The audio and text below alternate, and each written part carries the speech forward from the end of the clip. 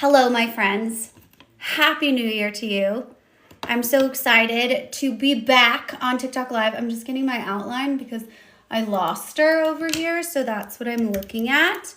But today we're going to talk about my concept of the devil's triangle. And how that works is this is the secret to any sort of technology strategy success.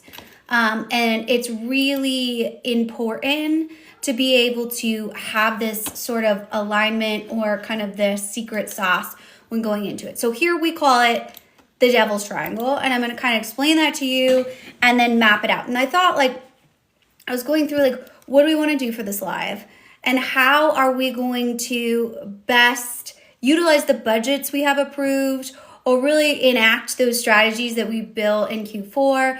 And even if it's not your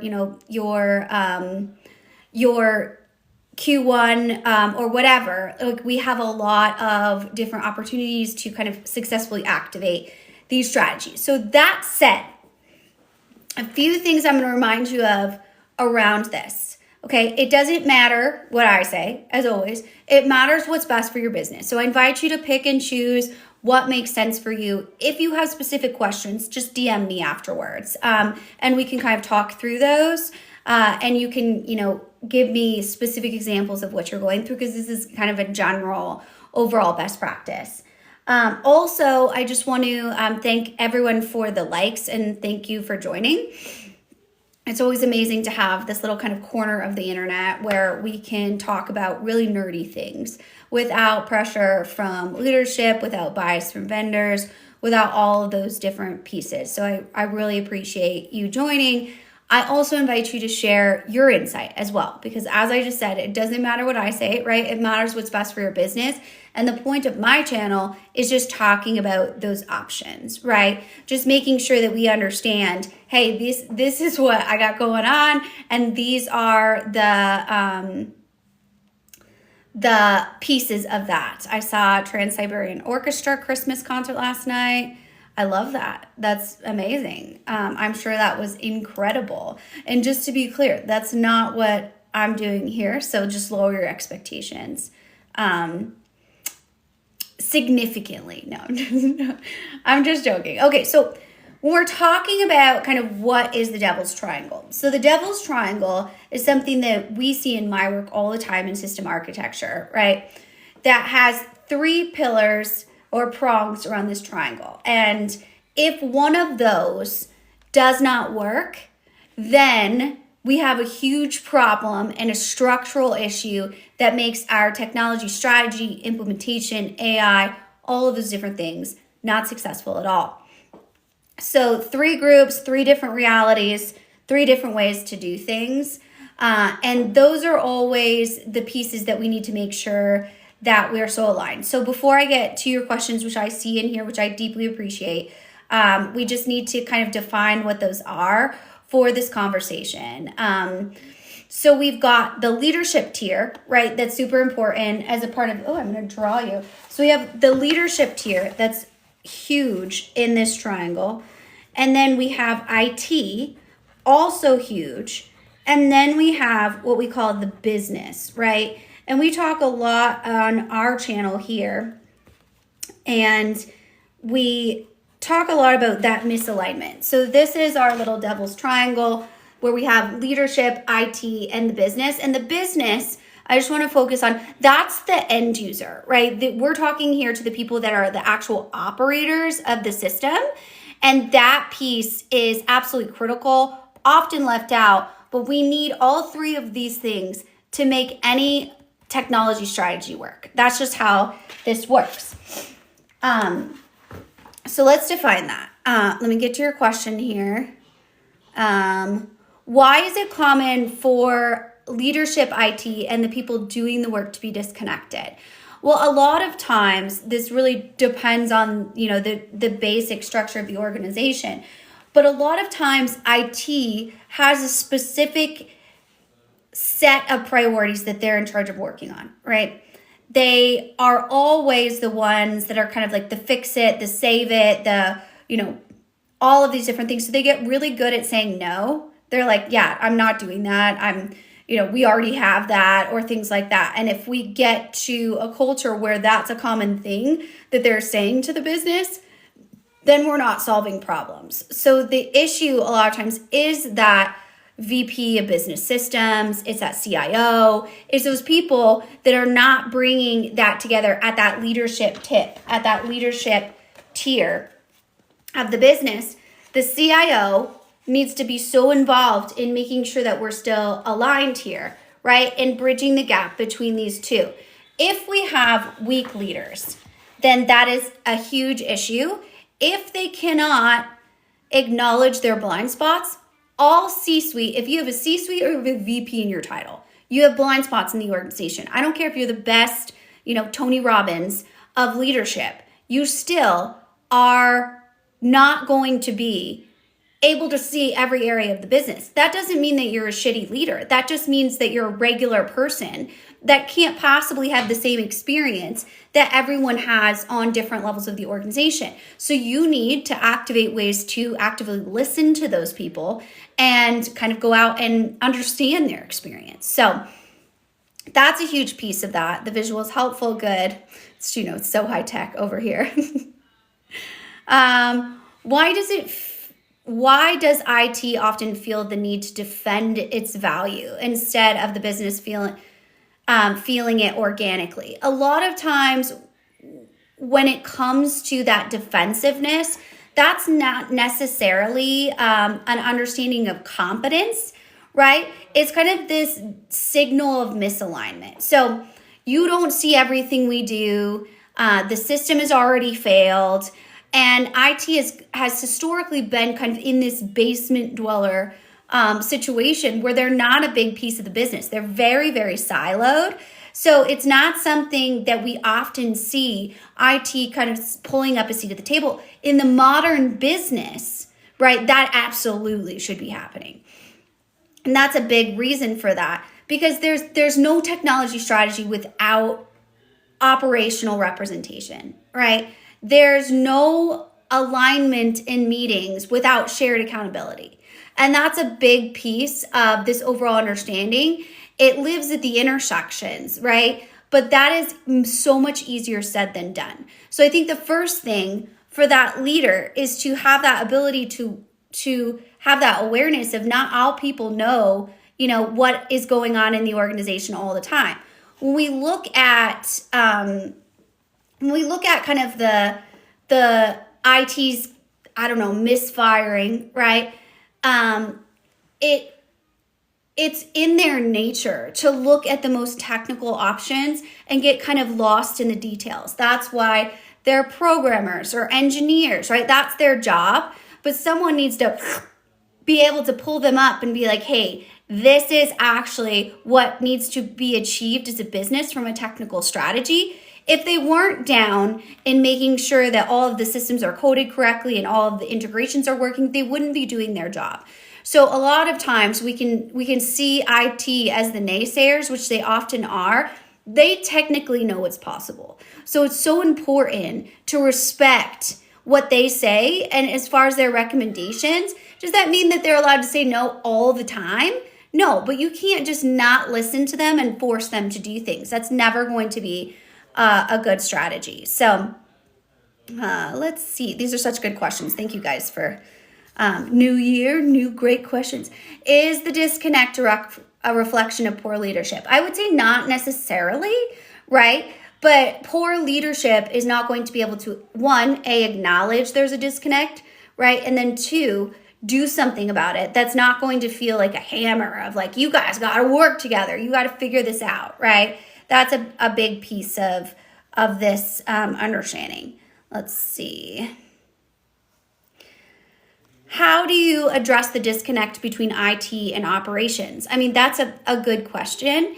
I think the first thing is we need to have specific goals on the enterprise level. What are we trying to achieve as a business? Are we trying to achieve more revenue? Are we trying to have operational efficiencies where we're leaning out all of these other systems? Are we trying to implement AI? It doesn't really matter, right? What matters is the ability to align on those goals. And then they go down into each area of the organization that needs to activate on that. So the first thing is understanding that. Then when we get down to IT and operations, they might have two different representations of those goals, but they need to know about them, right? They need to know this is what we're working towards. How are you and your area of influence going to be able to actually activate that, right? And that's going to be the understanding of how that happens. So we need a shared outcome always, and then we need to kind of redefine IT's role, right? They're not a service desk anymore, right? They need to become an enabler of the flow of your system architecture. That's what their job is, right? And their success, it shouldn't be measured by friction, right? It shouldn't be measured by the ability to solve fires throughout the organization, because then we don't have a technically mature organization that's just running around firefighting the entire time, right? So IT exists to support the business, not defend itself, but that doesn't mean we get to treat IT like shit, right? Like we can't just treat these people like, hey, you're basement dwellers and you're going to do whatever the business says. It's a partnership. And if there's not mutual respect on both sides of that, then you're not going to be successful. So the first step to defining that is understanding where those roles are coming into in that friction point. A lot of times when you're doing a bigger technology implementation, that's going to start with something like an organizational assessment that's totally anonymous, and people will showcase the ability to be resistant to these types of projects. You'll be able to pull that out and address that, right? So I'm sorry about the screaming in the background. My son's getting all hyped up on whatever he's doing out there. Let's see. Is a symptom of disconnect shadow IT? For sure. Yeah, absolutely. So shadow IT, right, is when we have systems that are being implemented without IT's knowledge. And a lot of times this comes because IT's super defensive, they're slow, right? And people are like, I got to get this done, or my leadership is pressuring me to do more with AI, even though they have no direction, no idea what that actually means. So what I have to do is figure out how I'm going to prove that I'm doing something with AI without really understanding that. And so they implement something like an operating agent that's able to route operation tickets, and all of those different things. And then when it breaks, they call IT and they're like, hey, my agent is broken. And IT's like, what agent, right? Like, what are you talking about? And not only is that huge security risk to the business, that happens all the time because IT, even from a visibility standpoint, a lot of times can't see what people are implementing on a larger scale, right? And that's a huge issue. If you have people implementing systems just like, they went and got another laptop and implemented that, or they're doing work, it's a huge risk to the business just in general from a cyber security standpoint. And also just a big FU to IT. Like, I know this is your job, right? If my job was to take out the garbage and someone came and took out the garbage in the wrong way, I'd kind of be like, what the hell, man? I take out the garbage. I'm in charge of this. Why would you do that, right? So that's what we have to understand, right? I think I do have a video about shadow IT. Yeah, it's a role play. Yeah, for sure. Let's see. What common blind spots do you see in leadership, and what can they do to improve? That's a great question. So when we look at leadership in the actual piece of how can you not see everything? A lot of times we expect our leaders to see everything, but they live in what I call the executive bubble, right? Their reality in the organization is way different than anybody else's because they have a C-suite in their title. I think about this in this is a really macro example, but I think it's helpful. Sheryl Sandberg, who used to be, the COO at Google, was pregnant with one of her children, had to walk through the Google parking lot, was, like pregnant women are, exhausted, and was like, why don't we have pregnant women parking at the front of the parking garage so they don't have to walk 2 miles? Well, many people had recommended that because she was a COO, they could do that immediately because she was in charge of all operations. Parking is an operation, right?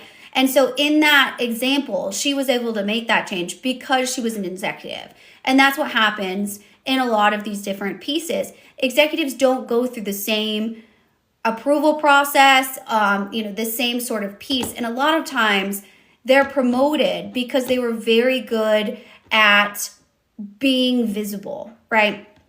It's much easier to promote someone within your organization. You already know what they get paid. You're not doing big salary negotiations. You don't have to do all of the onboarding hiring process. So when you're looking at putting someone into a very high salaried role, it's much easier to pull someone internally to do that. The person that's visible, the person that has saved the day so many different times often gets that job. The difference is that we overlook people like the planners, right? One person saved the day. Well, was that because they actually saved the day or they did a really poor job at planning that, right? And that's the executive bubble that they live in. They don't understand at all what's going on in the organization. I'm an executive at our organization. I don't pretend to know what the experience is like for some of our younger or frontline employees, right? I ask them and hopefully they share with me, but then there's other ways in which you can submit that feedback. Open feedback loops are super important, especially for the humble and hungry executive that wants to continue to make their organization successful, right? That there's no room for ego in that conversation. How do you surface blind spots without triggering defensiveness? Well, I don't think that you do. I think you surface the blind spots because it's the right thing to do, right? You surface those blind spots because they have to be spoken about. And if someone gets defensive about it, that's really a data point to me to see, there's something going on there, or there's something under that they are worried about their value or their team's value in this overall experience or stage that we need to be able to address. And that's when we are kind of able to peel back those layers in more of an uncharged environment. So not in a core team meeting where they're like, hey, we already have something that does that, blah, blah, blah. You say, thank you so much for that feedback. Thank you for sharing. I really appreciate it. And then when you can go talk to them one-on-one, or you can send hopefully the change manager or someone else to talk to them one-on-one to figure out what the heck is going on there, that's when we have to give them an opportunity. And it's usually something, 3 years ago, we tried to implement a CRM. I did all the requirements, and then we bought something totally different. So what is even the point of doing this? Okay, right? They feel like there's no point to this conversation because they've done it before and they've had a bad experience. Makes way more sense of why they'd be defensive, right? So let's see. Company complained about CRM implementation. Turns out the staff were just too lazy to learn it. CRMs are the hardest when it comes to that type of thing because you're asking salespeople to utilize a system and spend their time actually implementing data into a system when their literal job is, to interact with humans and sell things. And so CRMs are very, very challenging in that aspect of it's a huge behavior change for the sales team. And it takes a lot of behavior change to go in. So it's not often the tool, right? The tool is very rarely to blame. And it's more of the behavior of the people that use the tool. And with CRMs, that happens all the time, especially with something like Salesforce that's so robust and all of these different fields. They're like, dude, I just want to sell shit. I don't want to, continue to implement all of my data in here. And you got to figure out the what's in it for them type of situation when it comes to CRMs. How much more money are you going to make because you have a database full of follow-ups? And you can do that with automation without having to give them all a separate email, right? It's difficult, but it's a great practice for dealing with the hardest area, in my opinion, of the organization to change, right? and having that ability to have those understandings and those best practices under your belt. So I know it can be hard for sure, but let's see. If a relationship between IT and ops is strange, how do you approach getting them on the same page? I think, again, we've got to get to the root of the weed. What is the problem? So if it were me, right, we would have a strategy meeting, mostly a strategy for me, of understanding what are the requirements for technology strategy from both. Well, both are in the room, right? And they're both saying different things. And all I'm doing is watching and listening, right? I'm less concerned about what they're actually saying on the requirement side, because we'll get to that. But because they're so defensive or disrespectful or whatever, right, in those meetings, I want to see why. Is it two very loud people on both teams that are the issue and we need to address that as a one-on-one? Is there two leaders that are fighting? And that always trickles down. I would say 8 out of 10 times that's the issue. And then, I always have to be the person that goes to leadership and say, wow, this is your fault, right? And unfortunately, that's our job, but that's why they hired us, right? To figure out what the problem is in this devil triangle. Well, it's you. You're you two, right? The CIO and the COO. You model that this behavior is appropriate, and it's not, right? So if you want to be successful, you're gonna have to figure that out. If you don't, then just keep fighting and get nothing done. I don't care, right? It's totally up to you. So let's see. These are such good questions. Thank you, you guys. Does the system make their job easier, right? And then how does it make their job easier? For salespeople, they don't really care about easier, right? They care about faster, and they're all commissioned for the most part, right? So they care about money. Their time equals their money, their commission. So you got to quantify that and just showcase like, hey, so-and-so put all of their sales data into this. They put all their leads into that, and they were able to create a workflow that allowed them to close 5 customers more this month than they did last month, which means they made $100,000 more. I don't know, right? But that piece needs to be showcased so they can be like, oh, okay, so you're saying if I put my leads into the system and I do it this way, that could potentially make more money. And you're like, yeah, I've told you that, Richard, 10,000 times. But he's got to see it in action to be able to showcase. I thought Salesforce was supposed to be GOAT. No. The answer is no to that one. I mean, Salesforce is a great system if it makes sense for you and you don't get taken advantage of in the process. I think that's the biggest problem with Salesforce, right? Salesforce comes with 50 different customizations and then consultants that you can never get away from, right? And that piece of it is what's dangerous about Salesforce, right? And Dreamforce or whatever their weird conference is called is creepy. So I think there's like this weird cult following for Salesforce when it's just a CRM tool, right? They like to think they're a bigger ERP tool, but it's not that way, right? It's just a business systems tool. It's great that they support all of these different pieces, but it's just an opportunity to get more of their claws in you so they can sell you more. How do you make an offer of your services to a client with a problem they don't know anything about? That's a good question. So for us, it's not mostly about our services, it's about what they need. So the average client will come to us and be like, hey, we want you to check on our ERP implementation.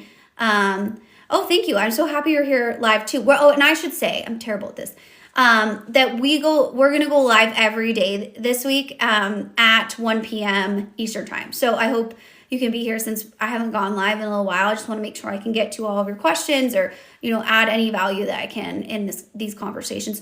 Also, if you're interested in the Devil's Triangle, our greater delivery team is doing a LinkedIn Live on Friday. They're a little scared of TikTok. It's just us here, which I like. On LinkedIn on Friday. So if you follow me on LinkedIn, then you're able to see that webinar live on Friday at 10 a.m. or 10, I think it's 10:30 a.m. Eastern time. So definitely a good opportunity if this is resonating with you because it's such a complex piece. which brings me back to the question. So they usually call us because they're like, hey, I want you to check our implementation. We're in a heavy industry. So when it comes to things like metals and mining and a lot of those things, we have that industry niche. So a lot of times people will say, hey, I know you did this for an aluminum manufacturer. Come over, check out what we're doing. And you mean us nerds? Absolutely. No, you nerds are the ones.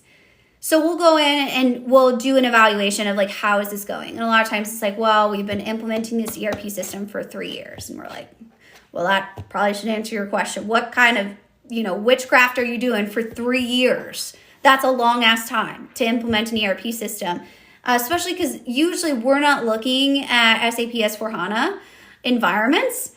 We're too manufacturing specific. SAP is not great in our world. It depends on what you're doing. But we do see some, but not a ton. So a lot of times that will be how it starts. And our job is to find out what the issue is and what's going on. For example, this large aluminum manufacturer here brought us in to say, hey, we want you to take a look at our ERP. Implementation's been taking 3 years. It's rough, right? And so we go in and we take a look. We look at everything under the hood and we're like, hey, man, like, you didn't actually need the ERP system. Like, it's totally fine that you bought it. We'll figure that out. But you need an MES, a manufacturing execution system, with the amount of automation that you have on your assembly line, right? An ERP is not going to get it done. And you have a lot of different opportunity for AI agents in that. And so we go in and say, hey, this is what's going on. We can help you with that. Or like, here you go. You can fix it yourselves. And then they usually call us back in 6 months and be like, we can't figure out this devil's triangle. And a lot of times, like in this example, IT wanted to implement one thing, operations wanted to implement another, and leadership was just confused. They're like, this is not our world. So that's who called us. And they're like, hey, and a lot of times we didn't have right people in right seats. Like, these are very complex. And that's why I always say it's so specific to the business. So don't get taken advantage of by the vendor that's like, hey, we know how to do this. At every organization, we can just, give you a template for change management. And that's terrible money spent. And then also get taken advantage of by the, big four out there who think that, just because you have, a B in your revenue, that they're just going to charge you for an army of consultants that you don't even need, right? And they can't really explain what they do. And a lot of times that's what we see, or they try and customize an integration and you don't realize till it's too late that they actually own that integration. So your choices are A, right? Keep those integrations and keep working with them for the rest of your life. Or 2, break your whole system and try and rebuild it yourself.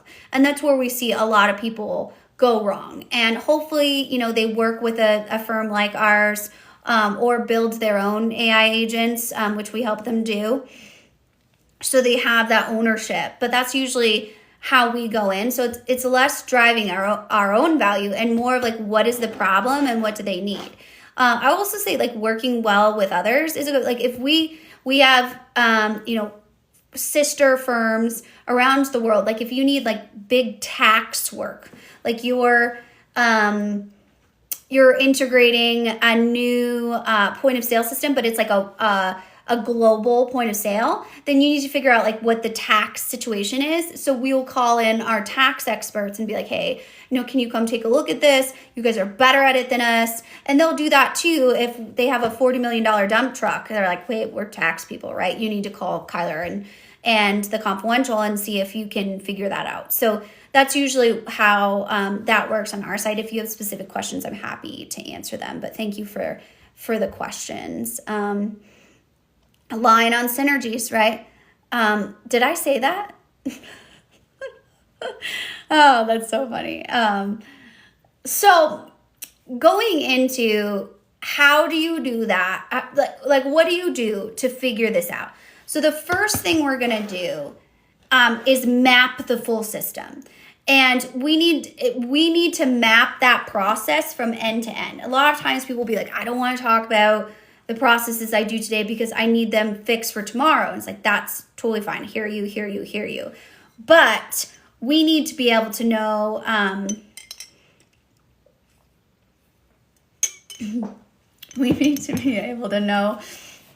sorry, I love the bots in here. They make me laugh.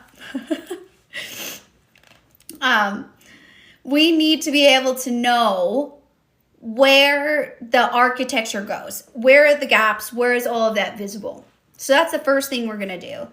Can you share some cases with clients you wish you hadn't accepted? Oh my gosh, how much time do you have? So I would say early in my career, right, when I was doing this for other people as opposed to myself. Now I can pull out a bad client in about 5 seconds. And that's why I do some private equity work, because I can tell in about 5 seconds, it's like a superpower if a founder is going to make it or not, or if they're going to at least make it through their first round of funding. Because I just have this built-in bullshit meter from years of just abuse in the industry, as usually the only woman and the youngest. I'm half kidding, right? But I would say I've taken on clients that are big businesses that have lots of money to spend, but I can tell from the beginning that there's nothing that we can do to help them because they're such a hot mess. So we took on a client that their goal was to make this SAP S/4HANA, I would say innovation lab, they called it. And they wanted to be able to completely build a digital twin of an S/4HANA system so that when you go in, you can actually test your integrations in real time, right? And that's a big piece of what holds businesses back, especially in a bigger implementation like moving from ECC to S/4HANA, is that they don't have the ability to test these in real live environments, and then shit breaks and everything goes down. It's like a domino effect.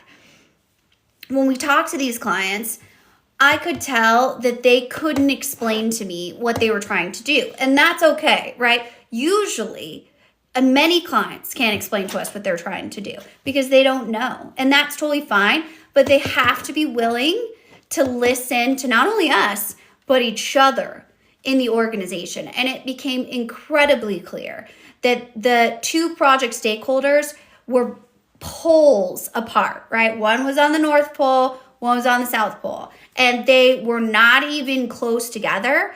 And our first few deliverables, they hated, because really we were just telling them that you need this alignment and here's why, right? Here's what it's going to cost you. And they didn't like those whatsoever at all. So it always has to be a situation where we go in and say, hey, this isn't the right fit for us.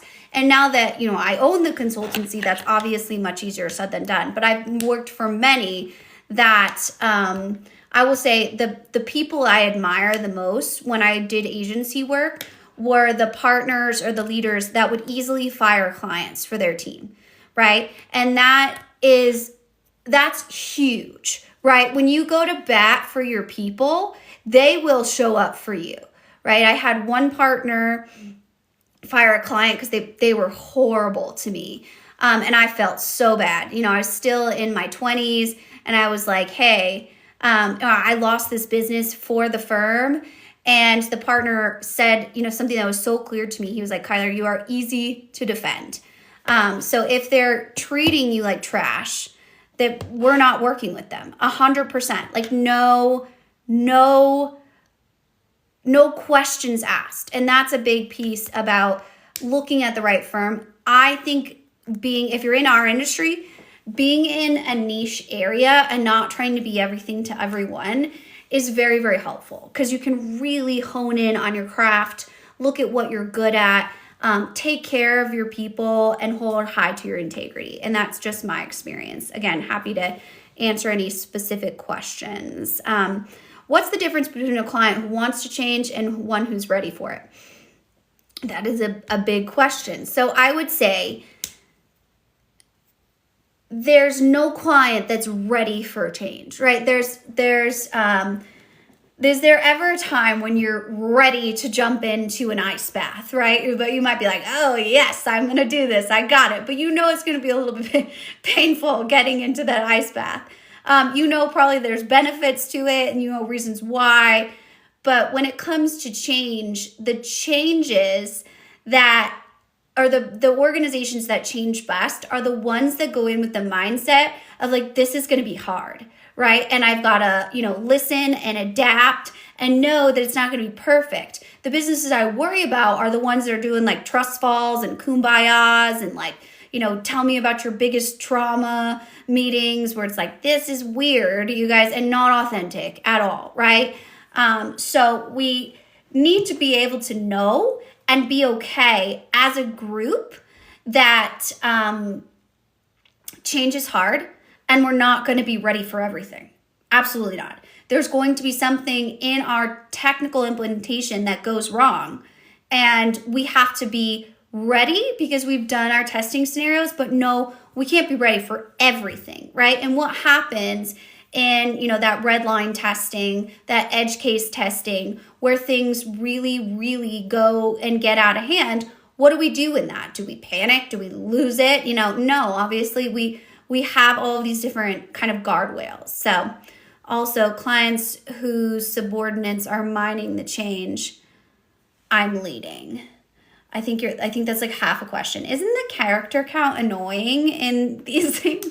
Like, I think it's so weird how you can't do, more characters in these conversations, but trust that you'll figure it out, or trust on your team that if you don't figure it out, it still is going to be okay, right? We have the critical functions, like the example I gave you earlier when we were looking at their ERP project. They did an agile implementation, which is awesome, right? So they started in sales, and we're kind of like, hey, why would you start in sales when your current system is critically flawed in manufacturing and could go down at any point, and then it would completely stop the production line? That is a critical issue.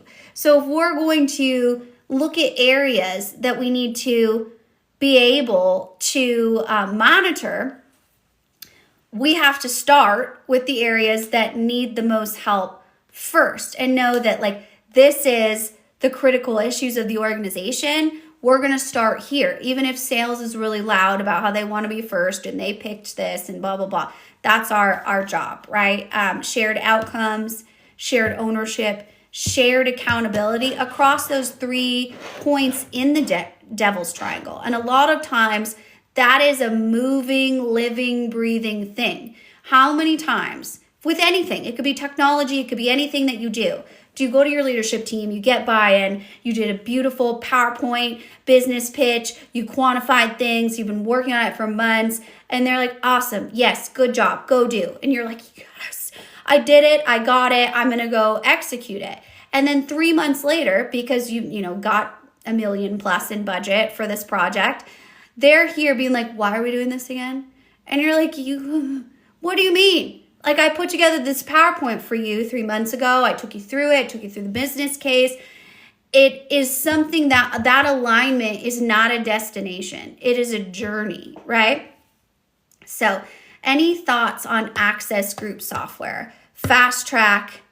I don't have any thoughts on that software. I have never used it before, but if the group does on access group software, definitely pop it in the chat, but I don't know anything about that. I'm sorry. If you DM me exactly what you're kind of looking for, I can definitely do some research and get back to you, but I don't know off the top of my head. Sorry. So when we go into the next piece of, it was a magnificent PowerPoint too. You're welcome. Thank you for the question. I appreciate you.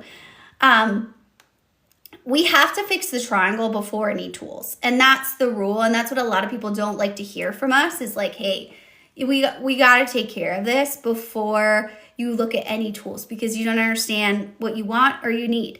And that's not a bad thing, right? That's not a judgment. That just means that we're we're not going to run a marathon if we've never run before, right? We need to be able to understand, do we have the right equipment to run? Do we have the right climate? Do we understand if we, live in the winter mountains like we do here, and you need some different equipment to run? Like we absolutely have to understand that before we get into something that's as complex as a technology implementation or buying SaaS, right? The minute you sign that SaaS contract, you're paying for those licenses, right? You are paying for that subscription. A lot of people think, well, it's not until I implement it, right? Oh no, they don't care if you use it or not, right? You're paying for those immediately. So you have to get your house in order before you're able to build on it, right? Strong foundation.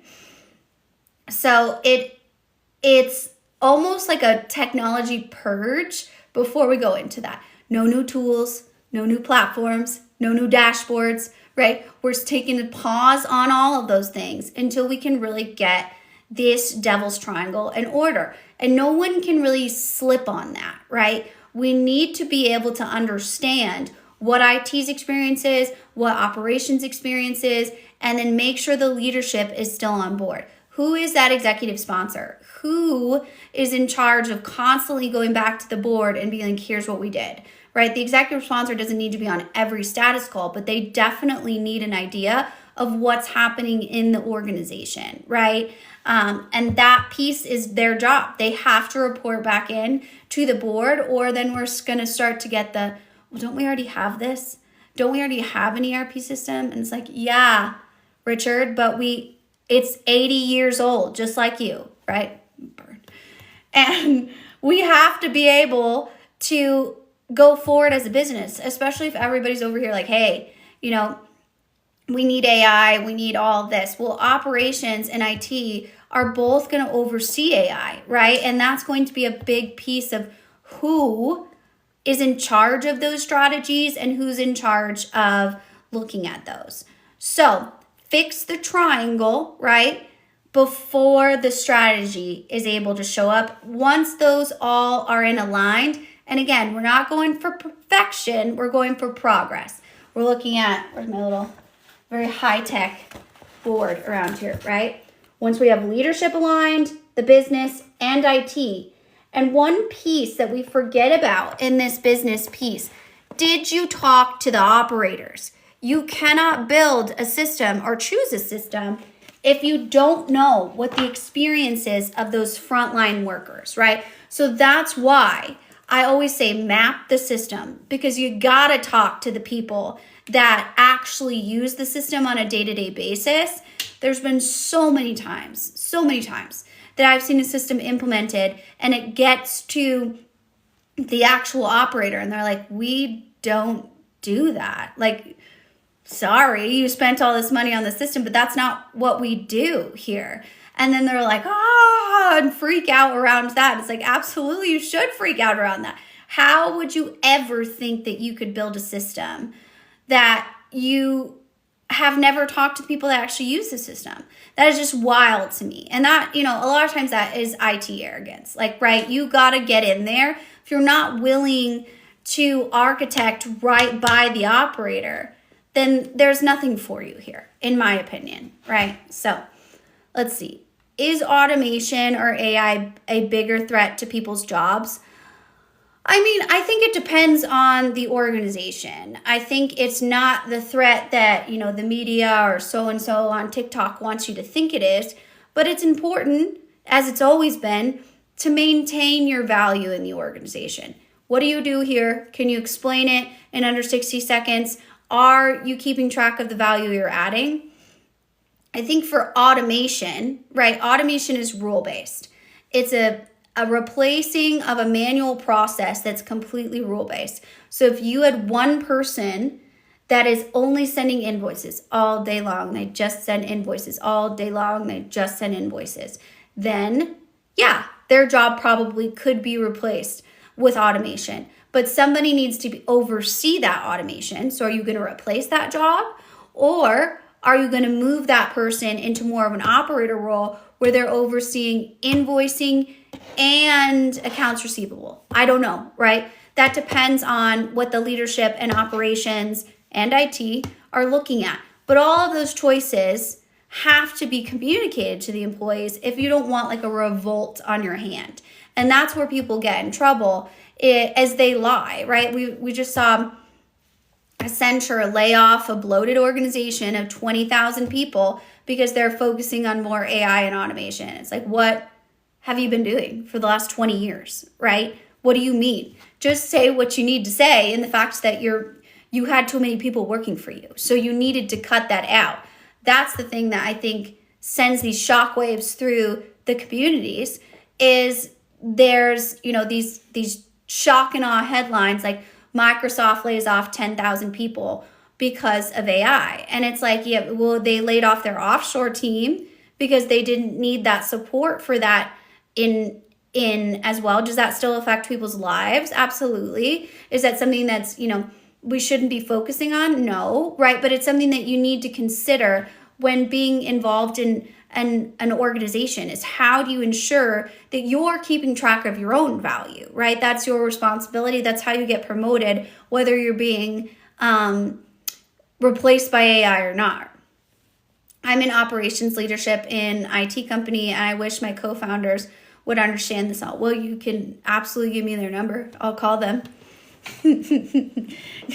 No, but I mean, seriously, it is very difficult, especially, it depends on how you were brought up, right, in the IT world. I think a lot of times, especially women in this, we were used to being kind of the anomaly in the workroom. So we always had to prove our value, right? We always had to prove that we look differently than everybody else sitting here. And that's, we're very used to that ability to, come in here and stand in our own and be like, hey, this is why I belong here.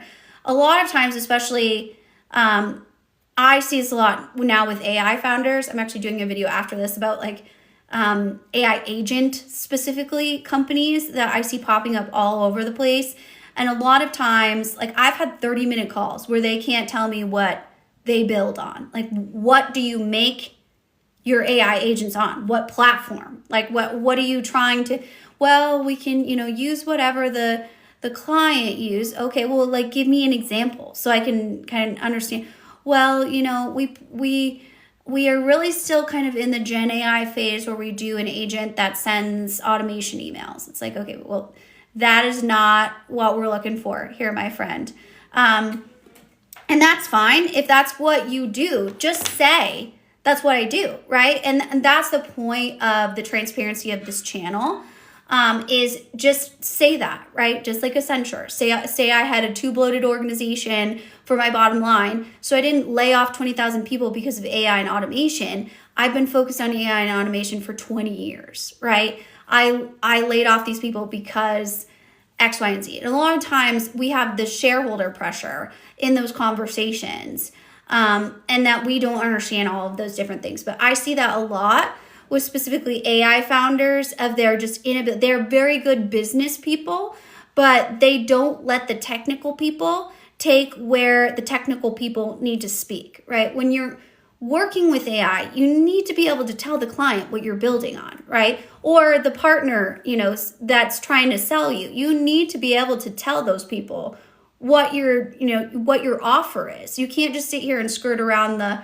we apply aligned synergies or whatever stupid thing I said earlier, right? You have to be able to prove that. And I'm more concerned with the overall, are you trying to, again, get your tentacles around a business and then continue to build something that they don't know how to work? So you're constantly, involved in a business relationship with this company. I'm not interested in that, right? Like, I'm not interested. I've seen so many businesses get, trapped in that customization layer with their system integrator or other vendors where they literally gave the keys to their business away without understanding that they were doing that. And that's the problem with this industry. And that happens a lot when the devil's triangle, right? Leadership, IT, and the business aren't all aligned, because then a vendor who's very good at finding these gaps in the organization, siloing out an area, will get their clutches in IT, and then all of a sudden nobody else has any other choice because contractually you're obligated into this subscription until you sell them your firstborn child. And it's an absolute, if you ask me, it's an organized crime to be able to trap businesses into these types of things.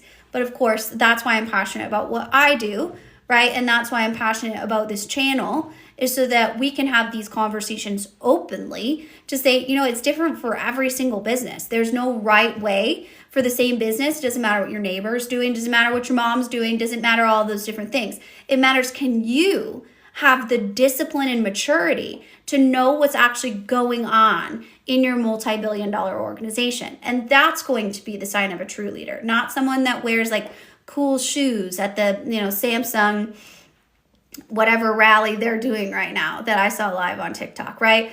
That doesn't matter. Real leadership happens when you're able to listen to people and have the ability to understand what their experience is without having to, continually put yourself in a situation where you're implementing on top of people. And that's the bigger piece of this. So as we kind of wrap up, I have 8 more minutes and then I have to get back to my boring day job. So definitely feel free to pop your questions in here. I'll just remind you guys, since the new year, I wanted to, get back on lives and make sure that I was answering your questions. As I just said, doesn't matter what I say, right? It matters what you need and what you're going through. Thank you so much for all of the amazing questions that you put in here. Again, if you have specifics, because these are complex issues, just shoot me a DM and I, can kind of give you that, or we can set up a time to talk. I talked to strangers from TikTok all day long. So there's always like someone out there that, has a very complex issue and they just need some sort of like sounding board to understand what their next steps are, because it's not easy, right? It's not easy to align all of these different people and different agendas while trying to manage outside vendors. It's not an easy thing to do. Also, we have our Devil's Triangle. I'm glad you could too. Thank you for all your great questions on my videos. You do such a great job of kind of capturing the thesis of what I'm talking about. I think I've done responses to 4 of your videos. So thank you. I really do appreciate that. And I see that. I do see all of the comments, even if I don't always get to them. But that said, we have over on LinkedIn on Friday at 10:30 Eastern time, we're going through the Devil's Triangle with our delivery team. So if you follow me on LinkedIn, you can register to do that. And then that will give you an opportunity to kind of see the delivery side of what's the hardcore pieces of how we solve for that, with a variety of different interesting case studies that they're going to go through. It's our partners, Adam and Dan. They focus on really, they oversee our delivery team, but they have a few things they're going to go through on the mining side, which is a really cool thing. Especially, we have a client here in the US that's opening a new mine, which is really cool because we don't typically get to be there from the start unless we have a Chinese company coming over to Mexico to do manufacturing in a new plant or something like that. So there's all kinds of different dynamics, and they'll talk about a little bit of that culturally too. Since we do work across the globe, a lot of times people expect you to be some sort of cultural unicorn. Obviously, I'm American. I was born American, and I only know the culture in America. So that's a big piece of a lot of our work, is just listening to the cultural nuances. I always give the example of how my South African colleagues, whenever I call them, they'll always be like, "How's it, Kyler?" And I'm like, "I don't know what that means," but I thought that was just a normal greeting that you would say, but that means what's up, bro, right? In American speak. So when I would say it to a client, they would be like, "Yeah, don't do that. Don't do that." Right? And there's many times that has to be, again, an area in which we're never going to be perfect in these types of scenarios. So that's why I just want to remind you, as you go into these strategic executions, there's a difference between discipline and perfection, right? If you set up your understanding of this is how I'm going to do things, this is how I'm going to service my end user, so I'm going to bring value to my organization, as opposed to being this is what we're doing on every single timeline and being absolutely glued to a go live date.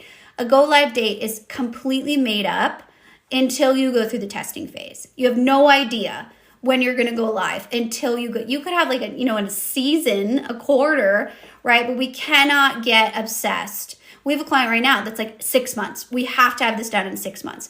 And we have to be over here like, you can do some things in 6 months, but there's a lot that goes into that. And not everyone's on your timeline, right? We have a whole vendor over here that we need to make sure they can do that customization in 6 months. We have no idea if they can or they cannot. And that's when things like phase 2 comes really important in that conversation. Usually phase 2 is where things go to die, right? Like we'll get to that in phase 2. It means nobody wants that. So just forget about it. Are you sleeping enough? My sleep is a mess, but working on it. I do, because I have an incredible team. We handpicked the people that work here. We've done this for a long time. Sometimes I, get too into what they're doing and they're like, Kyler, we're good. Right. So I'm very privileged to do that. I have a 5 and a 6-year-old, and they're always my most important client. My team knows that, and they treat their families that way too, that always comes first. I don't care if, we're doing Jesus Christ himself, ERP system, they always come first. So that's a big mantra that we have here. Again, I think when you're in a niche area, that doesn't have to be something that you hustle for, right? It does not have to be something that you break your back for. And I hope that the new workforce, this is not something, I think when you're our age, right, that was what we did, right? We did integrations at like midnight, and that's how we got promoted. Hopefully those things are changing and we're able to give some balance in those conversations. And it happens the same thing when you're in client services, like you want to answer them immediately, but sometimes boundaries are more important so we can both have a relationship that's full of progress and mutual respect. So I hope to see you guys tomorrow. I have no idea what I'm talking about. So if you have any suggestions or anything you'd love to hear about, you can drop a comment on my videos, or you can DM me. I'm, just here to talk about what you guys want to talk about. And I love to